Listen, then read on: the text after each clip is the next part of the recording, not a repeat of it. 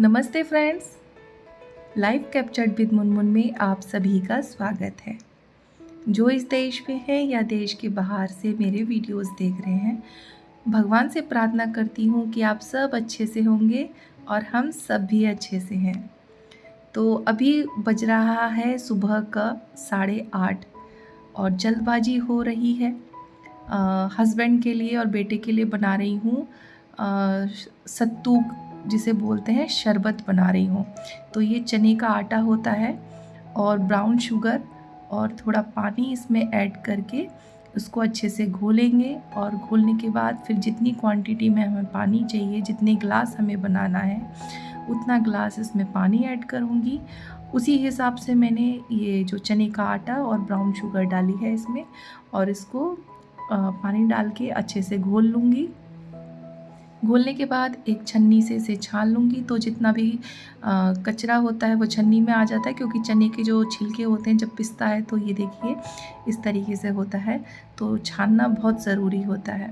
और ये बन गया शरबत। Guys good morning. तो आज है सुबह के जो बज रहे हैं 10:30 और 10:30 तक तो मेरे सारे काम हो जाते हैं, पर आज मेरा कोई काम नहीं हुआ है। तबीयत थोड़ी सी डाउन है, और तबीयत डाउन नहीं बोलेंगे, तबीयत ठीक है, बस बॉडी जो है बोल रही है कि तुम रेस्ट करो, क्योंकि काफ़ी टाइम से बहुत सारे काम चल रहे थे, जैसे कि भागम भागी हो गई और फिर उसके बाद मम्मी के यहाँ से यहाँ आई, और थकावट जो है वो भी बनी हुई है। और फिर आते ही सारे घर के काम करना, और अभी जो है मॉर्निंग की मेरी पहली जो टी है वो लेके बैठी हुई हूँ, और बस अभी चाय पीऊँगी शांति से और फिर सारे घर के काम करना स्टार्ट करूँगी।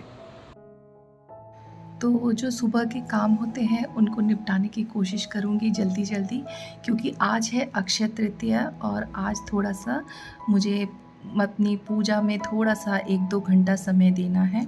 तो यहाँ पर मैंने ज्वारी, जिसे बोलते हैं, वो पिसाने के लिए डालना था, तो उसको मैं रख रही हूँ थोड़ी देर के लिए धूप में। पूरी दोपहर जो है धूप लग जाएगी इसमें, फिर मैं इसको शाम को पिसाने के लिए डालूँगी। तो हमारे घर में जो मेरे हस्बैंड हैं उनको भाकरी बहुत पसंद है, तो हम लोग आटे की रोटी नहीं बनाते हैं, ज़्यादातर हम इसकी भाकरी बनाते हैं। कोशिश तो यही करते हैं कि हम भाकरी ही खाएं। और ये देखिए ये लोग कितनी मेहनत से काम कर रहे हैं, और उसका जो बच्चा है वो देखिए वहाँ पेड़ के नीचे लेटा के रखा है। तो ये भी एक लाइफ होती है, मतलब क्या बोलूँ मैं। अभी मुझे बड़ा ऐसा देखती हूँ ना तो मुझे बहुत ही ज़्यादा तरस सा आ जाता है, लेकिन कर भी क्या सकते हैं। सभी लोग अगर क्या बोलूँ, मेरे पास शब्द नहीं है। तो बस ऐसी लाइफ भगवान, हमें थैंक यू बोलना चाहिए कि हमें इतनी अच्छी लाइफ मिली है।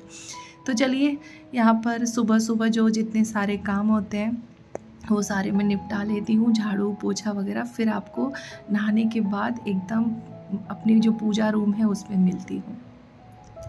तो फ्रेंड्स, जो मेरा नहाना धोना हो चुका है और उसके बाद मैं आ गई हूँ अपने जो दरवाज़ा है, जैसा कि आपको मैंने पहले भी दिखाया हुआ है कि मैं सबसे पहले अपने जो मेन डोर होता है वहाँ पर मैं सबसे पहले पूजा करती हूँ, रंगोली निकालती हूँ।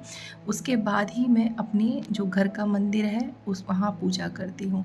तो हमारे में ऐसा ही होता है, सबसे पहले जो मेन डोर है वहाँ पर रंगोली निकाली जाती है, लक्ष्मी के पैर निकालिए या जो ऐसा आपको समझे। तो आज अक्षय तृतीया है तो मैं फूल लाई थी, तो यहाँ पर भी थोड़ा दरवाजे पे एक एक का मैंने फूल रख दिया। और ये है मेरा मेन डोर। तो ये जितनी भी क्रिएटिविटी है ये मेरी की हुई है। तो गर्मी इतनी पड़ी है कि पसीना पसीना हो जाता है इंसान, तो पूछिए मत, हालत कितनी ख़राब है। तो अभी मैं आ गई हूँ अपने पूजा रूम में, और आज कान्हा जी को स्नान कराना है। और जैसा कि कान्हा जी घूम कर आए हुए हैं मेरे मम्मी के यहाँ से, तो अब उनको पहले तो नहला दिया था मैंने आने के बाद ही। आज नहाएंगे हमारे कान्हा जी पंचामृत से। तो आज उनको जो है स्पेशल उनको नहलाऊँगी। तो चलिए अभी ना बोलते हुए मेरे कान्हा जी का आप स्नान वगैरह सब देखिए और एक श्रद्धा से भगवान कृष्ण का नाम लीजिए, ओम नमो भगवते वासुदेवाय नमः करते हुए। तो इस तरीके से मैं अपने कान्हा जी को नहला रही हूँ और बस भगवान जी ऐसे ही हम सबको आशीर्वाद देते रहें। और देखिए मेरे से जितना होता है मैं करती हूँ। मैं इतना कोई वो जो पंडित जी करते हैं या उतना सब कुछ नहीं आता, जो आता है दिल से आता है और वही मैं पूजा करती हूँ। तो यहाँ पर मेरे कान्हा जी का नहाना हो चुका है और अभी उनको अच्छे से साफ़ करके, मतलब जैसे हम बच्चे को कैसे नहलाते हैं, नहला के उन्हें पोंछते हैं टॉवल से, वैसे ही करना है क्योंकि ये एक छोटे से बाल गोपाल ही तो हैं। और अब मैंने यहाँ पर चंदन घिसा है और अब ये जो लकड़ी से देखा आपने मैंने किस तरीके से किया, और ये चंदन पूरा थोड़ा सा इसमें इत्र डाल के थोड़ा लगाया और इनको अच्छे से लगा दिया क्योंकि इनको खुशबू बहुत पसंद होती है कान्हा जी को। और ये है बाज़ार वाला जो चंदन होता है, ये वो है। उससे मैं अष्टगंध वाला जो बोलते हैं इनको लेप लगा रही हूँ। कहते हैं कि इस महीने में अगर कान्हा जी को चंदन का लेप लगाया जाए तो कान्हा जी बहुत ज़्यादा खुश होते हैं, क्योंकि देखिए गर्मी का टाइम है, चंदन जो होता है वो ठंडक पहुँचाती है। तो इसीलिए कान्हा जी को इस तरीके से मैं पूरा लेप लगा दूँगी और थोड़ी देर सूखने के लिए दूँगी। जब कान्हा जी का चंदन सूख जाएगा फिर मैं उनको अभी वस्त्र पहना रही हूँ। तो ये वाला वस्त्र मैं अपने मम्मी के वहाँ से ही मैंने 2-3 जोड़ी कपड़े ख़रीदे हैं उनके और वो लेकर आई हूँ। और इस तरीके से आज ये बड़े क्यूटी पाई से हमारे कान्हा जी बनकर तैयार होंगे, एकदम सज धज के। बस खाली मैं इनको जो भी इनका मुकुट या पगड़ी है वो नहीं पहनाऊँगी क्योंकि चंदन लगाया है। और ये मैंने हार पहना दिया और ये जो वाइट मोती की हार देख रहे हो, ये मेरी मम्मी ने इस बार दिया है। ये एकदम असली मोती है। तो मम्मी ने मुझे ब्रेसलेट बनाने के लिए दिया है। तो अभी फ़िलहाल तो मैं ब्रेसलेट नहीं बनवा रही हूँ क्योंकि मुझे सुनार के पास से बनवाना है, बहुत सुंदर सा मैंने डिज़ाइन सोच के रखा हुआ है। तो इस मोती से मैं बनवाऊँगी। तो जब तक नहीं बनवा रही तब तक मैं अपने कान्हा जी को माला पहना के रख रही हूँ।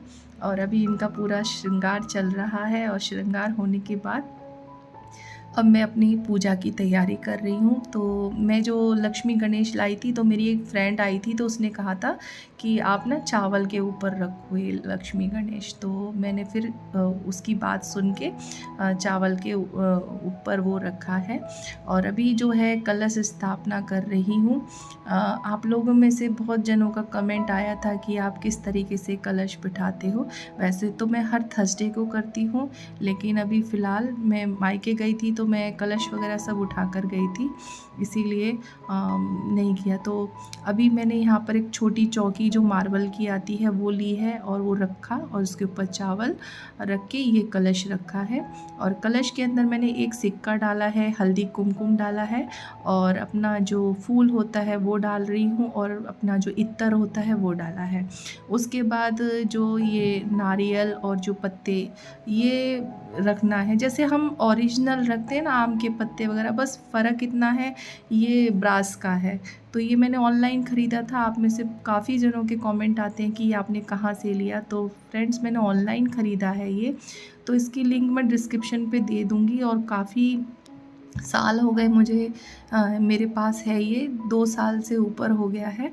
और देखिए बहुत अच्छा है, बहुत ही, मतलब आपको रियल नारियल रखने की ज़रूरत नहीं है, आपने ये भी रख दिया तो काफ़ी है।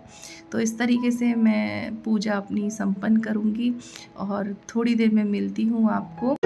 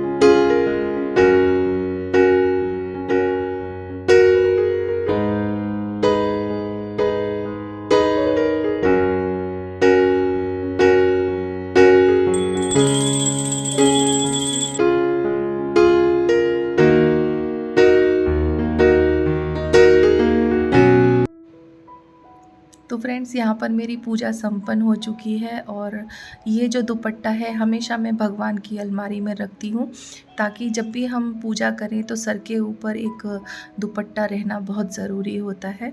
तो इसीलिए मैं एक दुपट्टा हमेशा भगवान की अलमारी में रखती हूँ। तो इसी तरीके से मेरी पूजा ख़त्म हो गई है।